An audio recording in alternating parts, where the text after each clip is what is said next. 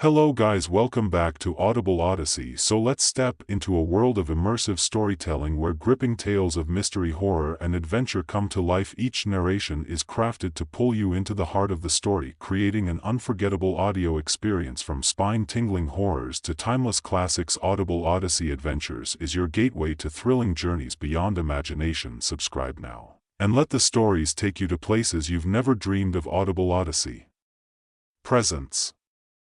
The first time I heard the emergency alert, I was driving home from my night shift at the hospital. The radio crackled with that familiar harsh tone cutting through the pre-dawn silence. I expected another flash flood warning or amber alert. Instead, a robotic voice delivered 5 words that would haunt me forever.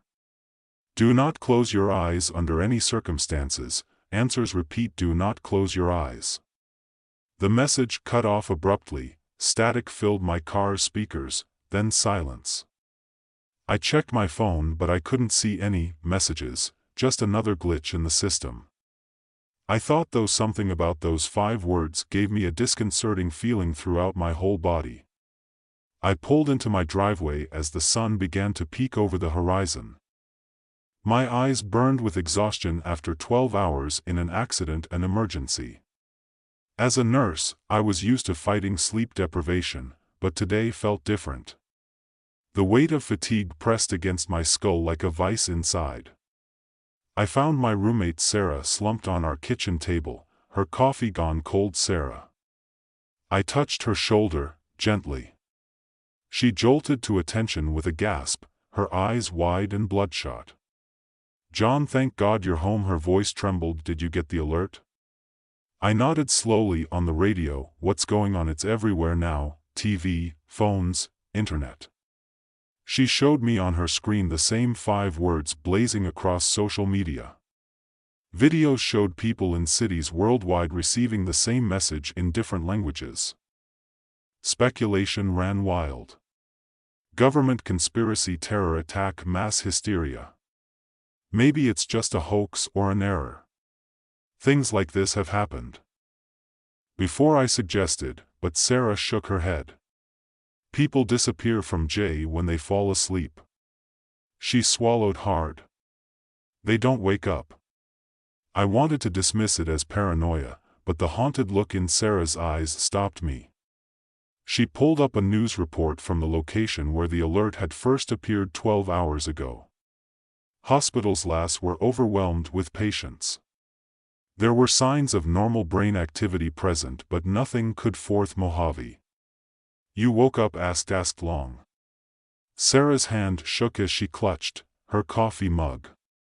Could not after what happened. Mike.kw. Mike was my boyfriend. They were texting when the upstart. He dismissed and said he was going to nap. That nap. That was the last she heard of him. I felt the familiar pull of sleep tugging at my mind. My shift had ended but I couldn't rest yet. Yet I needed to understand what we were dealing with. The next few hours were a blur of news reports and emergency broadcasts. The pattern was the same everywhere. The alert would appear, followed by waves of people falling into an unresponsive. The doctors were baffled. No amount of stimulation could rouse the sleepers. By noon, the first reports of death began trickling in, not from the sleep itself, the continued breathing, their hearts beating steadily. No, people were dying from forcing themselves to stay awake. Car accidents, machinery mishaps, falls. The human body wasn't meant to fight its basic needs indefinitely. Sarah and I took turns brewing coffee, pinching ourselves, pacing the apartment as we shared stories from our past to stay engaged, playing loud music, anything to keep our minds active, but I could see the toll it was taking.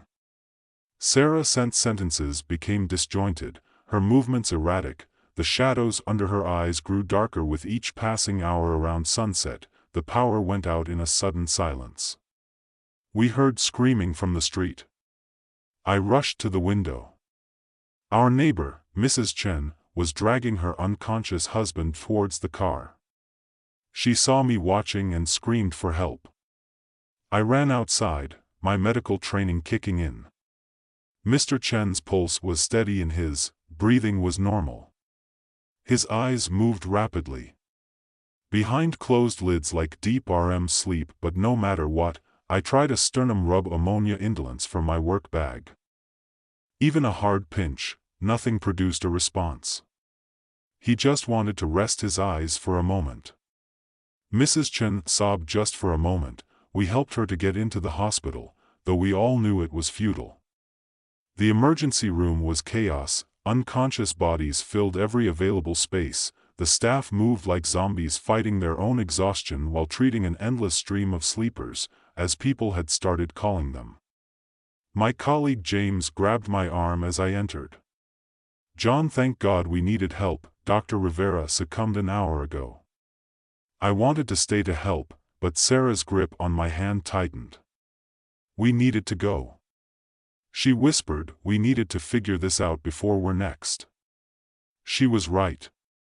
We gathered supplies from the hospital, caffeine pills, energy drinks, basic medical equipment to monitor our vital signs. The roads are dangerous now, filled with abandoned cars and wandering people in various stages of sleep. Deprivation. Back home, we barricaded ourselves in and tried to make sense of the situation.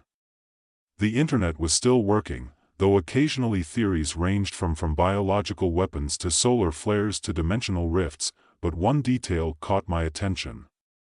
Every sleeper showed the same unusual brain wave patterns, not quite sleep, not quite consciousness, but something in between. "Look at this," I said, showing Sarah a video from a sleep lab in Germany. The patterns match accounts of people in states of profound meditation. It's like their consciousness is somewhere else. Sarah had been awake for nearly 40 hours now. Her eyes had a glassy, unfocused quality. "I can feel them sometimes," she mumbles when I start to drift off. "They're trying to tell us who the sleepers are.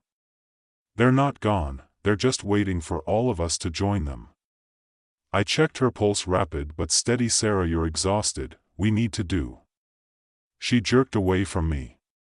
"You don't understand. I saw it in those moments before I caught myself drifting.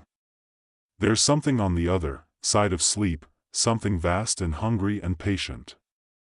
I tried my best to hide my fear. I'd been fighting my own fatigue for so long that reality had taken on a dreamlike quality. The shadows in the corners of the room seemed deeper, more animate. Every blink lasted a fraction too long. All of a sudden, the air was filled with a low rhythmic humming, not from any particular direction but seemingly from everywhere at once. A sound that bypassed the ears and resonated directly in the brain. Sarah pressed her hands against. Her ears made it stop, but I couldn't stop hearing it.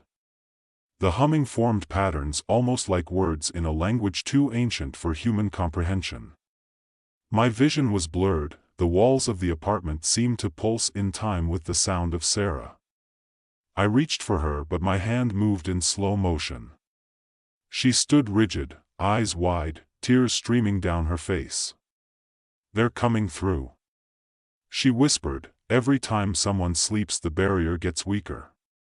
Soon there won't be enough of us left to maintain the wall between worlds, between waking and dreaming. We were never meant to sleep, Jay. It was their way all along. Dreams weren't messaging or random firing neurons. They were attempts at contact, and now they had finally figured out how to keep us there." The humming grew louder. Sarah's words struck something deep in my memory, fragments of dreams I'd had throughout my entire life, always forgotten upon waking, dark shapes moving behind mirrors, voices calling from impossibly deep wells, the sensation of being watched by something vast and unknowable. My phone buzzing, a new emergency alert. Remained awake. They must not cross over. Humanity's consciousness is the only barrier. Sarah grabbed my shoulders. "We have to wait. Pick them up, all of them. It's the only way to strengthen the barrier. How nothing we've tried works, not from this side," she said. Her voice had taken on an odd resonance, harmonizing with the humming. "Someone has to go in after them, a guide to lead them back." I knew what she was suggesting. "Sarah, no, we don't know what's really happening. This could just be Hallucinations from sleep deprivation, she smiled sadly. You're the Dr. John, you need to stay here, monitor my vital SS. If I'm not back in 10 minutes, use the epinephrine in your bag, and whatever you do, don't follow me in. Before I could stop her, she laid down on the sea couch and closed her eyes. Her breathing immediately slowed, matching the rhythm of the humming.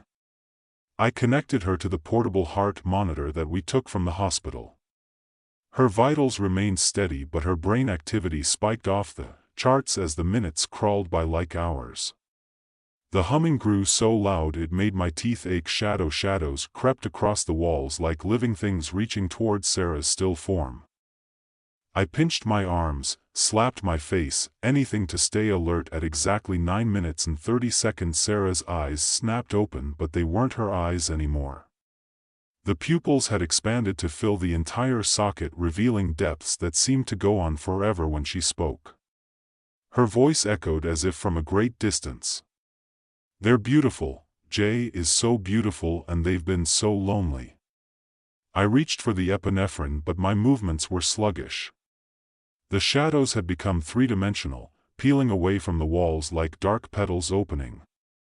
Sarah sat up, but her movement was wrong, too fluid, too symmetrical, as if she was being puppeteered by something that had only ever seen humans in photographs. Don't fight it, she said, reaching for me with hands that seemed to elongate with each passing second. They just wanted to show us what we've been missing.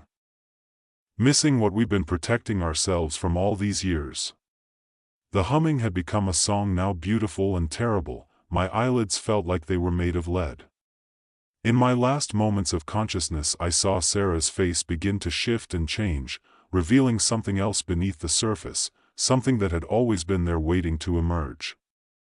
I wish I could say I kept fighting, that I found some hidden reserve of strength and stayed awake long enough to save everyone, but the truth is I was so tired, so very, very tired. As my eyes finally closed I caught a glimpse of what Sarah meant behind the veil of sleep. Vast geometries expanded in impossible directions. Ancient beings of pure thought and dreams reached out with appendages of conceptual matter. They'd been waiting so long, watching us through the thin membrane of consciousness, sending us fragments of their reality through our dreams, and now at last we were awake enough to join them. I hear the emergency alert is still playing somewhere in the waking world, a warning for the few humans still fighting to stay conscious, but they'll join us soon enough. After all, everyone has to sleep eventually, and when you do we'll be waiting. Just don't close your eyes, not unless you're ready to finally wake up. For more terrifying creepypasta horror stories, check out the playlist or the video on screen. So guys, the video has ended now.